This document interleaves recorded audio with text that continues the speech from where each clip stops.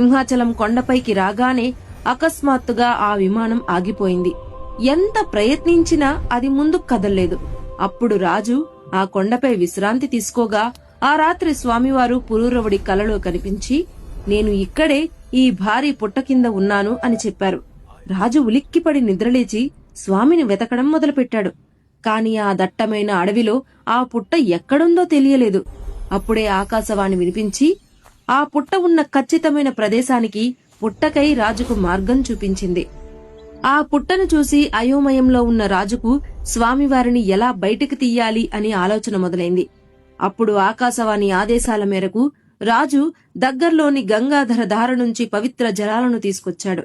ఆ నీటితో అభిషేకం చేస్తూ మట్టిని తొలగిస్తుండగా ఒక అద్భుతమైన మకర తోరణం కింద స్వామివారి నిజరూపం బయటపడింది. కాని ఆకాశవాణి ఒక కఠినమైన నియమం విధించింది. ఈ ఉగ్ర రూపాన్ని రోజు చూడటం సామాన్యుల వల్ల కాదు.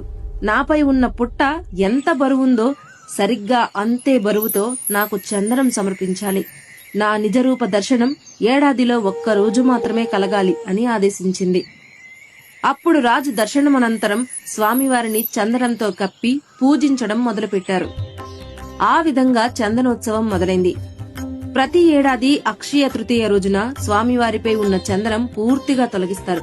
భక్తులకు స్వామి నిజరూప దర్శన భాగ్యం కలుగుతుంది. రాత్రివేళ 1008 కలశాలతో పవిత్ర గంగాధర జలాలతో సహస్ర ఘటాభిషేకం చేసి స్వామివారి ఉగ్రతను శాంతింపచెయ్యడానికి మళ్లీ గంధంతో కప్పేస్తారు. మన ఉత్తరాంధ్ర మట్టిలో ఎంత గొప్ప చరిత్ర దాగి ఉందో కదా. ఈ రహస్యం మీకు నచ్చినట్లయితే లైక్ చేయండి, షేర్ చేయండి అండ్ మీ కుటుంబ సభ్యులతో, స్నేహితులతో ఈ వీడియోను షేర్ చేసుకోండి. వాళ్లు కూడా సింహాచల అప్పన్న చరిత్రను తెలుసుకుంటారు. మరి మీరెప్పుడైనా స్వామివారి నిజరూపాన్ని దర్శించుకున్నారా? కామెంట్స్ లో ఓం నమో నారాయణాయ అని రాయండి.